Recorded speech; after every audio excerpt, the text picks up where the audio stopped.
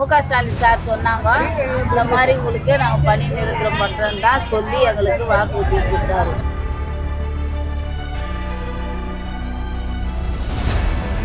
நான் எங்களுக்கு இப்போ திடீர்னு எங்களை போக சொன்னால் எப்படி போவோம்? 23,000 ரூபா கொடுக்குறாங்க. இப்போ 16,000 ரூபா கொடுத்தா நாங்கள் எப்படி வாங்குவோம்? அவங்க வாங்குவாங்களா?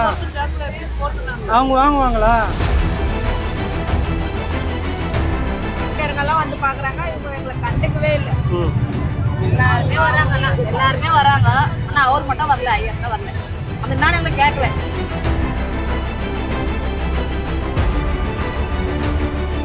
அதிமுக அதில் கேட்கலன்னு அவர் சொல்கிறாரு. அப்போ எங்களுக்கு போகல. அப்போ குரல் கொடுத்து கேட்டவரே அவர் தான். எப்படி நீங்கள் தனியாருக்கு ஒப்படைப்பீங்க? கார்பரேஷன் ஆளுங்கன்னா துப்புரவு பணியாளர்லாம் நிரந்தர பணியாளராக இருக்கணும்னு அவர் தான் சொன்னது. இப்போ அவங்க விட்டாங்க, அவங்க கேட்கல. எங்களை கேட்குறேன்னா இது நடுவில் நான் எங்களை வச்சுன்னு இது பண்ணுறாங்களே.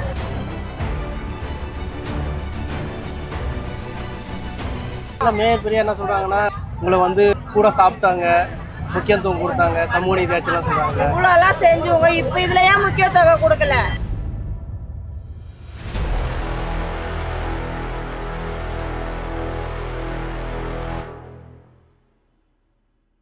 எதுக்கு இந்த போராட்டம்? இங்கே வந்து தூய்மை பணியாளர்கள் வந்து அவங்களோட ப்ரைவேட்டாக ஆக்க வேண்டாம், எங்களுக்கு வந்து சம்பளமும் கம்மியாகுது, இவ்வளோ நாளாக இந்த சம்பளத்துக்கு வாழ்ந்துட்டு இருந்தோம், அதுவே எங்களுக்கு பத்தலை. இப்போ வந்து நீங்கள் திரும்பவும் ப்ரைவேட்டுக்கு திடீர்னு எங்ககிட்ட சொல்லாமல் இப்போ தான் சொல்லிட்டு இருந்தாங்க. அவங்களுக்கு எந்த ஒரு எதுவுமே சொல்லலை. அந்த டைமில் சைன் பண்ணிவிட்டு உடனே நீங்கள் வந்து ப்ரைவேட் கிட்ட சேர்ந்துங்க, கான்ட்ராக்ட் போட்டுட்டோம் அப்படின்னு உங்கள்கிட்ட எதுவுமே சொல்லாமல் சொன்னாங்க அப்படிங்கிற மாதிரி சொல்லியிருக்காங்க. ஸோ எங்களுக்கு வந்து எங்களோட வேலையை வந்து நிரந்தரம் பண்ணி கொடுங்க, அதே மாதிரி ப்ரைவேட் நாங்கள் ஆக மாட்டோம் அப்படின்ட்டு தான் இந்த இடத்துல போராட்டம் பண்ணிகிட்ருக்காங்க. இது வந்து கேட்டப்போ இந்த 11 நாளாக நாங்கள் உட்காந்துட்ருக்கோம். 9ஆம் தேதி வந்து எங்களை அரெஸ்ட் பண்ணுறோம் அப்படின்ற மாதிரி ஒன்று சொல்லியிருந்தாங்க. அதுக்குமே நாங்கள் பயந்துட்டுலாம் போகல. ஏன்னா நிறைய தொண்டு நிறுவனங்களாக இருக்கட்டும், இல்லை ஸ்டூடெண்ட்ஸாக இருக்கட்டும், எந்த ஒரு அதிகாரிகளுமே வந்து எங்களை பார்க்கல. இங்கே இருக்கிற அதிகாரிகளே வந்து எங்களை இது வரைக்கும் பார்க்கல. 11 நாளாக இங்கே உட்காந்துட்ருக்கோம். வரவங்க எல்லாருமே பேக் சைட்லேயே வந்துட்டு அப்படியே தான் போகிறாங்க. இங்கே வந்து 11 நாளாக இருக்காங்க. என்னென்ன சிக்கல்கள் ஃபேஸ் பண்ணுறாங்க? ஏன்னா அவங்க சாப்பாடாக இருக்கட்டும், இல்லை சாப்பாடு வந்து சாப்பாடு யூஸ் பண்ணுறதா இருக்கட்டும், அதெல்லாம் விசாரிச்சுன்னா என்ன சொல்கிறாங்க? ரெஸ்ட் ரூம் வந்து லேடிஸ்க்கு இங்கே ஒன்று உள்ளே இருக்குது. மிச்சபடி மெட்ரோ கிட்ட இருக்கிற நடந்து போயிட்டு வந்துட்டுருக்கோம். ஜென்ஸ் வீட்டுக்கு போயிட்டு ட்ரெஸ் சேஞ்ச் பண்ணிட்டு தான் வந்துட்டுருக்கோம். இந்த இடத்துல கஷ்டமாக தான் இருக்குது. சாப்பாடு வந்து இன்ன வரைக்கும் அவங்களா ஊரில் எதுவுமே கொடுக்கல, நாங்களே தான் பார்த்துக்கிட்டு இருக்கோம். மிச்சபடி ஃபண்டு அவங்க படி தான் எங்களுக்கு சாப்பாடு கிடச்சிட்ருக்கேன் அப்படின்னு சொல்கிறாங்க. ஸோ நேற்றுக்கெலாம் மழையிலலாம் ரொம்ப கஷ்டப்பட்டாங்க. இப்போது இன்றைக்கி வெயில் ஓரளவுக்கு ஓகேவாக இருக்குது, மிச்சபடி ரொம்ப கஷ்டப்பட்டோம் அப்படின்னு சொல்லிட்டு இருக்காங்க. வேற என்ன கோரிக்கை வைக்கிறாங்க? வேற என்ன கோரிக்கை வைக்கிறாங்கன்னா, அவங்களுக்கு நாங்கள் வந்து உங்ககிட்ட வேற ஏதோ கேட்கல, எங்களுக்கான உரிமையை தான் கேட்குறோம், எங்களுக்கானதை கொடுங்க அப்படின்னு மட்டும் தான் சொன்னாங்க. அரசு என்னவா ஸ்டாண்டாக இருக்கு? அரசு இன்ன வரைக்கும் எதுவுமே சொல்லலை, மௌனம் மட்டும் தான் காத்துக்கிட்டு இருக்கு. இன்ன வரைக்கும் அவங்ககிட்ட நேரடியாக வந்து பேச போராட்டத்தை திசை திருப்புறதாகவும் சொல்கிறாங்க. எப்படி பார்க்குறீங்க? போராட்டத்தை மக்கள் எதுக்கு போராடுறாங்க? மக்கள் வந்து அவங்களோட தூய்மை பணியாளர் வந்து அவங்கள வந்து நிரந்தர பணியாளர்களாக இது கொண்டு வரணும் அப்படின்றதுக்காக தனியார் மயத்துக்கு வந்து தூய்மை பணியாளர்கள் வந்து மாற்றுறதை அவங்க வந்து கண்டித்து அவங்க வந்து எங்களை வந்து நிரந்தர பணியாளர்களாக தமிழக அரசு வந்து நிரந்தரம் செய்யணும் அப்படின்றதுக்காக. தமிழக அரசில் என்ன ரிப்ளை பண்ணுறாங்க? தமிழக அரசு வந்து இது வந்து தனியாருக்கு வந்து மாற்றுறது வந்து நாங்கள் வந்து ஸ்டாப் பண்ண மாட்டோம். அது வந்து ஆல்ரெடி வந்து கான்ட்ராக்ட் கொடுத்துட்டோம், நடைமுறைக்கு போயிடுச்சு, நடைமுறைப்படுத்த போகிறாங்க. அதனால் வந்து அந்த கான்ட்ராக்ட் வந்து கேன்சல் பண்ண முடியாது. அதாவது இவங்கள்ட்ட வந்து பேச்சுவார்த்தை அவங்க வந்து இதுக்கப்புறம் பேச்சுவார்த்தை வந்து எதுவும் நடத்த மாட்டோம் அப்படின்ற மாதிரி சொல்லியிருக்காங்க. சேகர் பாபு என்ன சொன்னார்? சேகர் பாபுக்கும் இந்த துறைக்கு சம்மந்தமே கிடையாது. அவர் வந்து இந்த ஒரு லாஸ்ட் 2-3 டேஸ் பிஃபோர் வந்து நீலம் பத்திரிகை பார்த்து நீங்கள் என்ன அப்படின்ற மாதிரிலாம் கான்ட்ரவர்சி பண்ணார்.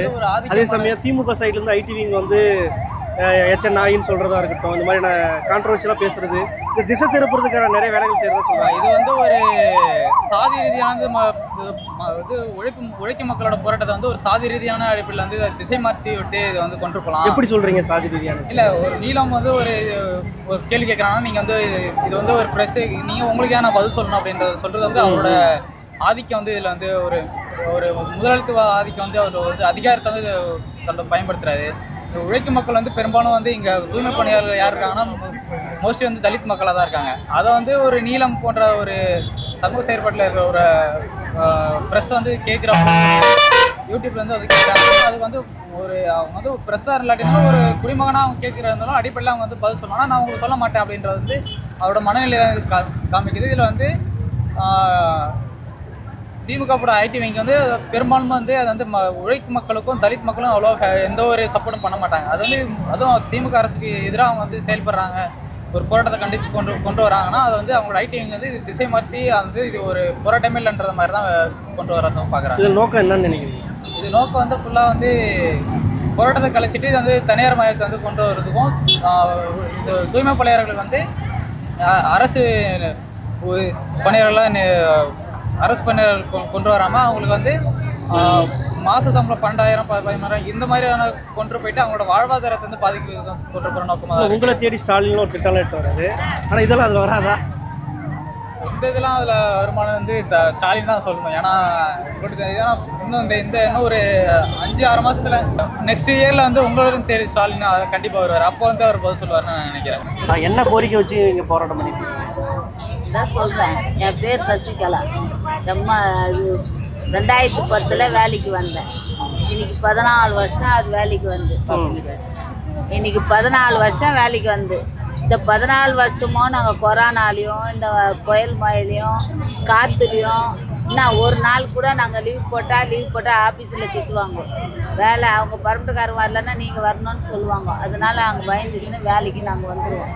நாங்கள் லீவ் போடாத வந்து வேலையை கஷ்டப்படுத்துவோம். ஏன் கஷ்டப்படுவோன்னா நம்மளோட தொழில் நம்மளோட வாழ்வாதாரம்னு சொல்லி நம்ம கஷ்டப்படும் போது இத்தனை வருஷம் காலமாக இருந்து முக ஸ்டாலின் சார் சொன்னாங்க, இந்த மாதிரி உங்களுக்கு நாங்கள் பணி நிரந்தரம் பண்ணுறோன்னு தான் சொல்லி எங்களுக்கு வாக்குறுதி கொடுத்தாரு. சரி கொடுத்தாரு, அவருக்கு நம்பிக்கையோட அவங்க அப்பா ஆட்சிக்கு வந்தால் அந்த மாதிரி தான் எல்லாருக்கும் செய்வார். அதனால் அந்த ஒரு ஆசையில் சரி அவர் சொல்கிறாருன்னா இவரும் செஞ்சு தானே ஆவார் நம்மளுக்குன்னு சொல்லிட்டு நாங்கள் இந்த 4 வருஷமாக நாங்கள் வேலை செஞ்சுன்னு தான் இருக்கிறோம். வேலை செஞ்சுனே இருந்து இது வரைக்கும் எங்களுக்கு ஒரு இதுவும் கிடையாது. ஒரு தண்ணி பாட்டில் கூட ஒரு திமுக ஒரு என்ன எதுன்னு கூட எங்கள் எதிர்பார்க்கல. இவ்வளோ கஷ்டத்தையே நாங்கள் அனுபவிச்சுக்கின்னு நாங்கள் இருக்கிறோம். இருந்த பிறகு திடீர்னு என்ன ஆகி போச்சுன்னா கான்ட்ராக்டில் விட்டாங்கன்னு சொன்னாங்க. அப்போ நான் சொன்னேன், கான்ட்ராக்டில் விட்டா என்ன அதுன்னு. கான்ட்ராக்டில் விட்டால் நம்ம வந்து இந்த கார்பரேஷன் கிடையாது, நம்ம வந்து தனியார் மையத்தில் போகிறோம் அப்படின்னு சொன்னாங்க. அப்போ நான் சொன்னேன், தனியார் மையத்துலலாம் நான் வரமாட்டேன்னு நாங்கள் எங்களுக்குள்ளே ஒரு 4 பேர் பேசிக்கணும். அதுக்கப்புறம் நினச்சிதான் போராட்டம் பண்ணாங்க.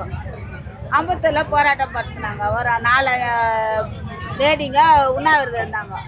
அங்கே நாங்கள் இருந்தோம் ஒரு 5 நாள். இருந்த பிறகு நான் செய்தோம் 30ஆம் தேதி வந்தோம். சார் என்ன சொன்னார், வக்கீல் சார் என்ன சொன்னார், நீங்கள் வேலைக்கு போகலாம் அப்படின்னு சொல்லிட்டாரு. சரின்ட்டு நாங்கள் 30ஆம் தேதி வேலை 31ஆம் தேதி வேலை செஞ்சோம். 1ஆம் தேதி காலையில் திரும்பி ரிட்டர்ன் வேலைக்கு போனால் வேலை உங்களுக்கு கிடையாது, நீங்கள் போய் எங்கே பேசணுமோ ஜோனில் பேசுங்க, இல்லை ரிப்பன் பண்ணியில் பேசுங்கன்னு சொல்லி எங்களை அனுப்பிச்சிட்டாங்க. ஆஃபீஸை பூட்டு போட்டாங்க. சரின்ட்டு அங்கேருந்து 1ஆம் தேதி வந்து உக்காந்தது. இன்றைக்கி 11 தேதி ஆகுது. இது வரைக்கும் எங்களுக்கு ஒரு பதிலும் கிடையாது. அவங்க என்ன சொல்கிறாங்கன்னா அந்த கான்ட்ராக்டில் வந்து சேருங்கன்னு சொல்கிறாங்க. அந்த கான்ட்ராக்டில் சேர்றது வாசம் தான், வேலை இருக்கும் தான். நாங்கள் எப்படி சேர முடியும்? நாங்கள் 15 வருஷம் நாங்கள் கார்பரேஷன் மூலிமா வந்து கார்பரேஷனோடு நாங்கள் கஷ்டப்பட்டுட்டு இன்றைக்கி நான் தனியார் மையத்தில் வேலை செய்யணும். நான் எப்படி வேலை செய்ய முடியும்? இப்போ எனக்கு 45-46 வயசு ஆயிடுச்சு. இதுக்கு மேல்பட்டு நான் போய் தனியார் மையத்தில் வேலை செய்ய முடியுமா? இல்லை ஒரு நாள் சோர்ந்தே உக்காந்துருவேன். அப்போ கூப்பிட்டு என்ன பண்ணுவாங்க, அம்மா அவங்க வயசாச்சு வெளியே போங்கன்னு சொன்னால் நான் என்ன பண்ண முடியும்? நான் குழந்தை குட்டிகளை வச்சுருக்கிறேன். நான் இங்கே கஷ்டப்பட்ட இடத்துல தான் நான் அதிகாரமாக பேச முடியும், அதிகாரமாக கேட்க முடியும். அதனால இவர் எங்களுக்கு பணி நிரந்தரம் பண்ணணும்னு சொன்னார்ல. சேகர் பாபுக்கும் எங்களுக்கு வித்தியாசம் கிடையாது சார். அவருக்கும் எங்களுக்கு பேச்சு கிடையாது. எங்களுக்கு முக ஸ்டாலின் தான் பேசுவோம். கேட்டால் அவர் சம்மந்தம் கிடையாது. நாங்கள் அவரை பார்த்து வரல. அவர் பார்க்கறது வந்து கோயில் நிர்வாகம் பார்க்கறது. இது வந்து இதுக்கு வந்து மா சுப்பிரமணியம் சார் தான் வந்து பார்க்கணும். இவர் வந்து தேவையில்லாமல் வந்து நொஞ்சிட்டு பேசணும். அவர் வந்தாரா? வரவே இல்லை, இது வரைக்கும் வெளியே வந்து பேசவே இல்லை. அவரும் வரல. ஆனால் வந்து உள்ளே உட்காந்துன்னு பேசிட்டு இருக்காரு அவர். உங்களுக்கு கடைசியாக உங்கள் நிலைப்பாடு என்ன? எங்கள் நிலை என்ன தெரியுமா சார்? நாங்கள் நிரந்தர பணி இங்கேருந்து வாங்கியிருந்தா நாங்கள் போவோம். அப்படி என்ன பண்ணாலும் சரி, எங்களை அடித்தாலும் சரி, எங்களை வந்து என்ன சொல்லுவாங்க அரெஸ்ட் பண்ணாலும் சரி, நாங்கள் எங்கள் போராட்டம் தொடங்கி தான் இருப்போம். நாங்கள் இந்த நிரந்தர பணி நாங்கள் வெளியே விட்டாலும் நாங்கள் கருவாடு ஆகணும் கூட நீங்கள் வெளியே விட்டாலும் நாங்கள் இங்கே தான் வந்து உட்காருவோம். வேறு வழி கிடையாது. அரெஸ்ட் பண்ணாலும் எங்கள் லைஃபே இதிலே போச்சு. இதுக்கு மேலே நாங்கள் என்ன பண்ணுறது? நாங்கள் எங்கே போய் என்ன பண்ணுறது? இதுக்கு மேலே 20 வருஷம் நான் வலிக்கணுமா? எனக்கு 45 வயசு ஆகுது. இதுக்கு மேலே நான் என்ன உழைக்கிறது? 45 வயசு மேலே இன்னும் 20 வருஷம் நான் உழைக்கணும்னா இப்போதான் வந்து 24 ரூபாய்க்கு சம்பளம் வந்துருக்கு. இங்க போராடாதீங்க, ராஜரத்ன ஸ்டேடியம் ஒன்று கொடுக்குறோம், அங்க போங்க. இங்க எதுக்கு போராடுறீங்க? தேவையில்ல, எங்க போக மாட்டோம், இந்த இடத்துல தான் இங்கே தான் இருப்போம். இதை விட்டு நாங்க வந்து கோட்டைக்கு போயிடுவோம். ஆனா அதிமுக ஆட்சியில போய் போராடுறீங்க, இப்போ போராடுறீங்க அப்படின்ற மாதிரி அப்பெல்லாம் சொல்லலையே அந்த வார்த்தை. அவங்க வந்து நிரந்தரம் பண்றேன்னு சொல்லல சார். அவங்க வந்து நிரந்தரம் பண்றேன்னு சொல்லல. அவங்க தனியார் மயிருக்கு தான் கொடுத்தாங்க, தனியார் மயிருக்கு போன்னு சொன்னாங்க. அதுக்கப்புறம் இவரு தான் வந்து நிரந்தரம் படுத்துக்கோ, அவங்கள இத்தனை வருஷமா கஷ்டப்படுறாங்க, ஏன் அவங்கள நிரந்தரம் படுத்தாதுக்கிறீங்க? நான் ஆட்சிக்கு வந்தா உடனே நான் நிரந்தரம் அவங்கள படுத்துவேன்னு சொன்னாரு. தூய்மை பணியாளர்களுக்கு தான் நான் கையெழுத்து போடுவேன்னு சொன்னாரு. யூடியூப் சேனல் சார், தூய்மை பணியாளர்களுக்கு தான் நான் கையெழுத்து போடுவேன் முதல்ல ஆட்சிக்கு வந்தான்னு சொன்னேன் சார். அந்த ஆட்சியில தான் சார் நான் கைது போட்டேன். இன்னைக்கு கஷ்டப்படுறாங்க வச்சுட்டாரு. அவரு வரேன்னு சொன்னா நாங்க அந்த இடத்த எவ்வளவு தூய்மையா வச்சிருப்போம். ஒரு மினிஸ்டர் வராருன்னா அந்த இடம் நாங்க எப்படி பண்ணி வச்சிருப்போம் சார். இன்னைக்கு நாங்க குப்பையிலயோ மண்ணிலையோ தார்பாயிலையோ இந்த ஓட்ட மழையிலயோ காத்துலயோ உட்காந்து ஒரு மனசாட்சி எங்களுக்கு மழை வந்துச்சு, என்ன பண்ணீங்க? எப்படி நைட் அந்த மழையிலேயே இருந்தோம் சார். நைட் அந்த மழையிலேயே இருந்தோம். நாங்க போகக்கூடாதுன்ற ஒரு வைராகத்துல உட்காந்துருக்கிறோம் சார். அவருக்கு ஒரு மனசு இறங்கலால அவங்க புள்ள என்னாண்ட சொன்னார் சார்.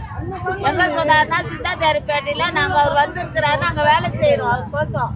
அப்போ அவர் வந்தார் ஹாஸ்பிட்டலுக்கு.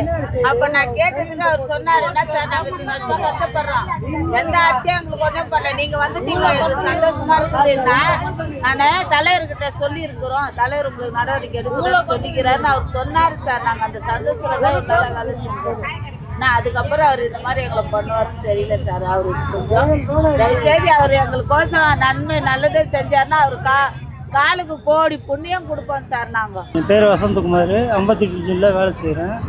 ஜோன் 5 15 வருஷமாக வேலை செஞ்சுன்னு இருக்கேன்னா.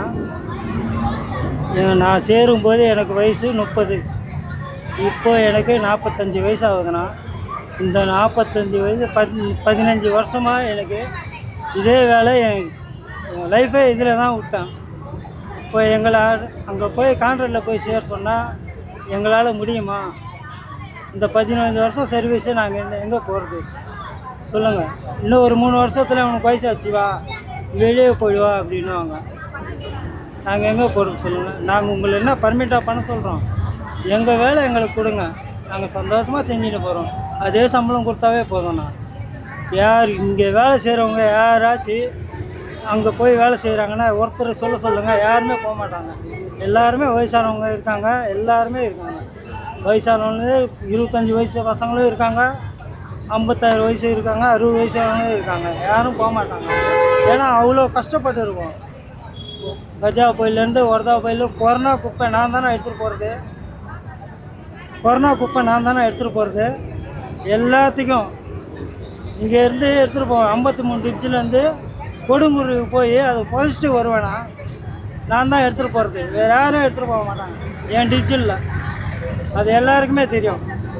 நான் எங்களுக்கு இப்போ திடீர்னு எங்களை போக சொன்னால் எப்படி போவோம்? 23,000 ரூபா கொடுக்குறாங்க, இப்போ 16,000 ரூபா கொடுத்தா நாங்கள் எப்படி வாங்குவோம்? வாங்குவாங்களா? அவங்க வாங்குவாங்களா? உங்களுக்கே 25,000 ரூபா கொடுப்பாங்க, உங்களுக்கு 15,000 ரூபா கொடுத்தா நீங்கள் வாங்குவீங்களா சொல்லுங்கள்? இன்க்ரிமெண்ட்டு தான் கேட்பீங்களே தவிர கீழே போனால் யாராச்சும் வாங்குவாங்களா? இதுக்கு ஏதாச்சும் ஒரு நியாயம் கிடைக்கணும். அதுதானா நீங்கள் எல்லோரும் கோடிக்காக தான். எதுக்குமா அந்த ஆர்ப்பாட்டம்? எதுக்கால் பண்ணல வேலை நிரந்தர பணி அது கேட்டு நாங்கள் போராட்டம் பண்ணுறோம். நிரந்தரம் வேலை உங்களுக்கு. எத்தனை நாளாக இருக்கீங்க? 11 நாளைக்கு அப்படியே. என்ன சொல்கிறாங்க கவர்மெண்ட்ல இருந்து? எதுவுமே சொல்ல மாட்டேன். கவர்மெண்ட் வாயே திறக்கலையே எங்க கிட்ட. சேகர் பாபுலாம் இன்டர்வியூ கொடுத்தாரு, மேயர் பிரியா யாருமே எங்களை இது வரைக்கும் வந்து பார்க்கல, ஒருத்தர் கூட எங்களை பார்க்கல. நாங்கள் இப்படியே ரோட்டில் தான் உட்காந்து கட்சிக்காரங்கெல்லாம் வந்து பார்க்குறாங்க, இவங்க எங்களை கண்டுக்கவே இல்லை. எல்லாருமே வராங்கண்ணா, எல்லாருமே வராங்க. ஆனால் அவர் மட்டும் வரல, ஐயா மட்டும் வரல. அந்த நாள் எங்களுக்கு கேட்கல. ஒரு தினம் மழை, சரியான மழை. நஞ்சுக்கு நான் அப்படியே நிற்கிறோம், உட்காந்து இடம் எங்களுக்கு நிற்கிறோம், நஞ்சுக்கு நிற்கிறோம். ஜுரம் எனக்கு தைல வாசனை வருதா இப்போ எங்களுக்கு ஜுரம், நைட்டு தான் ஜுரம், வயல் நஞ்சு. அதெல்லாம் வந்துக்கிறோம். நான் தீர்ப்பு சொல்லாண்டு. அதெல்லாம் கோரிக்கை என்ன? எங்க நிரந்தர பணையம் உடனே எங்களுக்கு பண்ணி தான் ஆகணும். எங்களுக்கு நியாயம் ஆனா அதிமுக பீரியட்ல கேட்கல, இப்ப கேக்குறீங்க அப்படின்ற மாதிரி எல்லாம் சொல்றாங்க. அப்படிதான் இல்ல. சம்பளம் ஏத்தி கேட்டாலும் சரி நீங்க இந்த மாதிரி பண்ணலாம், எங்க வேலையால நாங்க கேக்குறோம், எங்களுக்கு கொடுக்க வேண்டிய சம்பளம் தான் நாங்க கேக்குறோம், எக்ஸ்ட்ரா எல்லாம் நாங்க கேட்கல. எங்களை உள்ள கான்ட்ராக்ட்ல எங்க இதுவெல்லாம் இப்போ போல அதிமுக இதுல கேட்கலன்னு அவர் சொல்றாரு. அப்போ எங்களுக்கு போல அப்போ குரல் குத்து கேட்டவரே அவர் தான். எப்படி நீங்க தனியாருக்கு ஒப்படைப்பீங்க, கார்பரேஷன் ஆளுங்கன்னா துப்புரவு பணியாளர்னா நிரந்தர பணியாளராக ஆக்கணும்னு அவர் தான் சொன்னது. இப்போ அவங்க விட்டாங்க, அவங்க கேட்கல, எங்களை கேட்கறேன்னா இது நடுவில் நான் எங்களை வச்சுன்னு இது பண்ணுறாங்களே. இப்போ இந்த தனியார் மையம் போன பின்னாடி எவ்வளவு சம்பளம் கொடுக்குன்னு சொல்லியிருக்காங்க? 16,000 தராங்களாம். பிஎஃப் பிஎஸ் எல்லாம் போய் 14,000 கையில் வருமா. இப்போ நாங்கள் 23,000 சம்பளம் வாங்குறோம். அதுவும் 23,000 வந்து ஸ்டார்டிங்லேயே வாங்கிடுவோம். படிப்படியாக 15 வருஷம் படிப்படியா 12 வருஷம் நாங்கள் 120 ரூபாய்க்கு நாங்கள் வந்தோம். 120 ரூபாய்க்கு வந்து படிப்படியாக தான் நாங்கள் ஏறணும். 15 வருஷம். எத்தனை வருஷமா செய்றீங்க? நாங்கள் 11 வருஷம் நாங்கள் செய்யறோம். எல்லாருமே வா 15 வருஷம் செய்கிறாங்க. 15 வருஷமா நாங்க செய்யறோம். 15 வருஷத்துக்கு எங்க உழைப்பெல்லாம் வாங்கி வயசாயிடுச்சு. இன்னைக்கு அவங்கள வேலைக்கு எடுக்க மாட்டேன்னா என்ன நியாயம் இது? நாங்க யாரை போய் இனிமேல் கேட்க? எங்க பிள்ளைங்க உழைப்பு இருந்தா கூட நாங்க சரி உட்காந்து தின்னலான்னு இருக்கோம். எந்த உழைப்புமே கிடையாது. இன்னைக்கு நாங்க உழைச்சின்னு போனாதான் நாங்க அதை சாப்பிட முடியல. எவ்வளோ பிரச்சனை இருக்குது வீட்டில். அந்த பிரச்சனையெல்லாம் இது தாண்டி நாங்க இங்க வந்து குந்தினுக்கிறோம். எதுக்கு வேற இடத்துல போராட இடம் கொடுக்குறோம் அப்படின்ற மாதிரி சொல்றாங்க. என்ன பண்ணுறது? நாங்கள் வேற எங்கேயோ போராடுற மாரி இல்லை. எங்களே நீதி வேணும்னா நாங்கள் இங்கே நாங்கள் போராடி எங்களுக்கு சொன்னேன் கூட நாங்கள் சாப்பிட்றோம். இங்கே 11 நாள் போக மாட்டோம். எங்க வேலையை எங்களுக்கு கிடைக்கிற வரைக்கும் அந்த இடத்துக்கு போக மாட்டோம். 11 நாளா ஒரு லேடிஸ்ன்ற ஒரு மனிதாபிமானம் யாருக்குமே இல்லை. ஃபர்ஸ்ட் எங்களை லேடிஸாவே மதிக்கல. மெயினாக அதை மதிக்க சொல்லுங்க. லேடிஸுங்களுக்கு எல்லா பிரச்சனையும் இருக்குது. எல்லாத்தையும் யாரும் ஓப்பனாக சொல்ல முடியாது. ஃபர்ஸ்ட் அதுக்கு ஒரு தீர்வை சொல்லுங்க. கஷ்டத்தை நாங்கள் சொல்லி இது பண்ணுறது ஒன்றே கிடையாது. அப்படியேப்பட்ட கொரோனா காலத்துலலாம் இந்த துப்புரவு பணியாளர் தானே முன்ன நின்னோம்.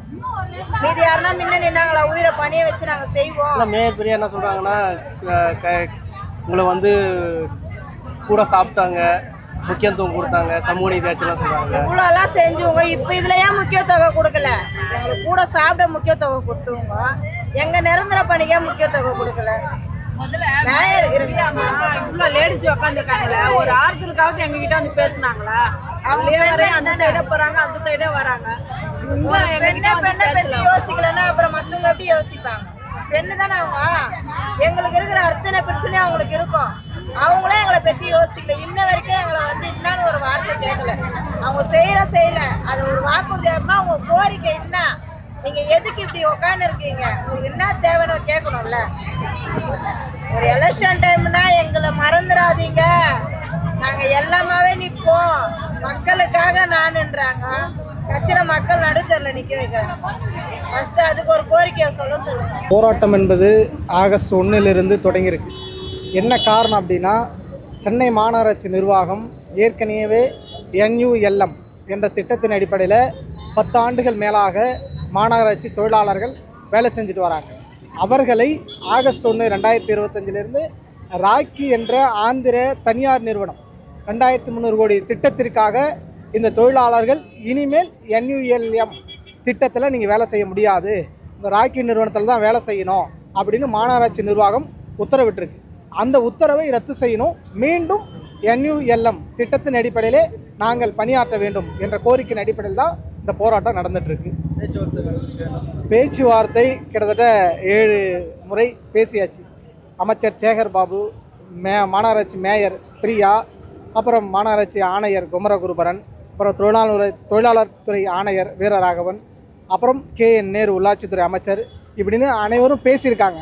ஆனால் பேசுபவர்கள் எல்லாம் என்ன சொல்கிறாங்கன்னா, தொழிலாளருடைய ஒற்றை கோரிக்கை பணி நிரந்தரம், ராக்கி நிறுவனத்தை நீங்கள் அனுமதிக்காதீங்கிறது. அதை பற்றி பேசுவதை விட்டுட்டு நீங்கள் தமிழக முதல்வரை பற்றி தனிப்பட்ட முறையில் விமர்சனம் பண்ணாதீங்க, அவங்க குடும்பத்தை இழுக்காதீங்க, நீங்கள் எங்களுடைய அரசனுடைய நடவடிக்கை நீங்கள் வந்து சீர்குலைக்கிறீங்க, தேர்தல் வருன்னு நற்பெயரை வந்து கெடுக்கிறீங்க அப்படின்னு மாறுதலாக பேசிகிட்டு இருக்காங்க பேச்சுவார்த்தைக்கு வரக்கூடிய அமைச்சர்கள், அதிகாரிகள். அது எங்களுடைய நோக்கம் அல்ல. இந்த போராட்டத்தினுடைய நோக்கம் தொழிலாளருடைய கோரிக்கை பணி நிரந்தரம், ராக்கி நிறுவனத்தை தடை செய்ய வேண்டும் என்பதுதான், அதை அனுமதிக்க கூடாது என்பதுதான். ஹைகோர்ட்டில் போட்டப்பட்டிருக்க அந்த வழக்கு சம்பந்தமாக எங்கள் இந்த உழைப்போர் உரிமை இயக்கத்தினுடைய மாநில ஒருங்கிணைப்பாளர் சமீபத்தில் பத்திரிகையாளர் சந்திப்பு சொல்லியிருக்காங்க. அந்த சந்திப்பில் என்ன அப்படின்னா, வழக்கு சம்பந்தமான விவரங்களை நாங்கள் நீதிமன்றத்தில் எதிர்கொள்கிறோம், அது வேறு, இந்த போராட்டம் வேறு. இந்த போராட்டத்தினுடைய ஒற்றை நோக்கம் பணி நிரந்தரம் மட்டும்தான், அதற்கும் இதற்கும் சம்மந்தம் இல்லை. ஏன்னா ஏற்கனவே சம்பளம் 300 ரூபாயிலேருந்து 740 வரைக்கும் வாங்கியிருக்கோம் அப்படின்னா கோர்ட்டு உத்தரவு அடிப்படையில் தான் நீதிமன்றத்தில் வாதாடி வாங்கியிருக்க தவிர மாநகராட்சி நிர்வாகமோ தமிழ்நாடு அரசோ இந்த தொழிலாளருக்காக 1 ரூபாய் கூட அவங்களா சொந்தமாக தரலை. நீதிமன்றத்தில் போராடி வெற்றி பெற்று இந்த நிதியை நாங்கள் வாங்கியிருக்கோம், இந்த சம்பளத்தை நாங்கள் வாங்கியிருக்கோம். மக்களுக்கான ஆட்சின்னு சொல்கிறாங்க. ஆனால் மக்களுக்கு ஒரு பிரச்சனைன்னு வந்தால் அவங்க வந்து என்ன ஏதுன்னு கூட பார்க்குறதில்ல. நேற்று தான் வந்து சேகர் பாபு அவர் தான் வந்தாராம். அவருக்கும் இந்த டிபார்ட்மெண்ட்டுக்கும் கொஞ்சம் கூட சம்மந்தமே இல்லை. அவர் வந்து என்ன பேசுகிறாரு, அது ஏன் அவர் பேசுகிறாருன்னே முதல்ல தெரியல. அவருமே வந்து நேற்று கலைஞ்சு போங்க, வேறு இடம் தரோம், அங்கே போய் ப்ரொட்டஸ்ட் பண்ணுங்கள், அந்த மாதிரி தான் சொல்கிறாங்க. இவங்க என்ன சொல்கிறாங்கன்னா, குப்பை எந்த நாள் கொரோனா டைமில் அந்த மாதிரி டைம்லாம் எப்போ என்ன வந்தாலும் எங்களை தான் கூப்பிட்றாங்க. லீவு கூட இருக்கிறது இல்லையா, அவங்களுக்கு லீவ்லாம் போட்டால் ஆக்ஷன் போட்டுடுறாங்களாம், சம்பளம் தர மாட்டாங்களாம். ஸோ 31 நாளும் மாதத்துக்கு வந்து வேலை பார்க்கணும் அப்படின்னு சொல்கிறாங்க. அப்படி வந்து எந்த குப்பை க்ளீன் பண்ணுற நாங்கள் வந்து குப்பையோட மோசமாக எங்களை போட்டு வச்சுருக்காங்க. குப்பை போட்டால் கூட எங்களை வந்து அள்ளிட்டு போகிறாங்க, ஆனால் எங்களை அப்படி கூட கண்டுக்க மாட்டேங்கிறாங்க, ஒரு ஓரமாக தள்ளி விட்டுறாங்க அப்படின்ற மாதிரி சொல்கிறாங்க. அதில் அரசு என்ன பிரச்சனைங்கிறது சீக்கிரமாக பார்த்து இதுக்கு ஒரு பிரச்சனை சொல்யூஷன் தந்தால் நல்லாயிருக்கும். That you can have Mr. K. Chandru or Mr. Hari Paranaman, ex-judges of the Madras High Court, as mediators. We are prepared to negotiate and we are prepared to go by their recommendations, whatever the recommendation be. The tender has been already allotted to the private company. But still, see, the Chief Minister, they came out with an amendment that it will be 12 hours week. Publicly, the Chief Minister announced it, but since all the opposition parties, since all the allies, since the general working class opposed it, the Chief Minister was nice enough to withdraw it. When he can do that, he can withdraw this also. Nothing in law prevents him from doing it. We only request that in the interest of the general public, in the interest of the toiling masses, in the interest of Arundhadiyas, Adi Dravidas, poor of all castes, women, he should rather withdraw this privatization, move and put us back as corporation employees. With regard to permanency and other things, we'll fight it out in the courts.